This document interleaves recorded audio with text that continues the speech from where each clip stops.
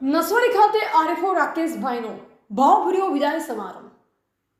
Naswadi range forester office ખાતે ફરજ બજાવતા આરએફઓ રાકેશભાઈની સંખેડા ખાતે બદલી થતા તેમના સન્માનમાં વન વિભાગ દ્વારા એક ભાવભર્યો વિદાય સમારંભ યોજાયો હતો. આ પ્રસંગે વિભાગના અધિકારીઓ અને કર્મચારીઓ મોટી સંખ્યામાં ઉપસ્થિત રહ્યા હતા. કાર્યક્રમની શરૂઆતમાં રાકેશભાઈનું ફૂલહાર, શાલ અને ગુલદસ્તા અર્પણ કરી ઉષ્માભર્યું સ્વાગત અને સન્માન કરવામાં આવ્યું.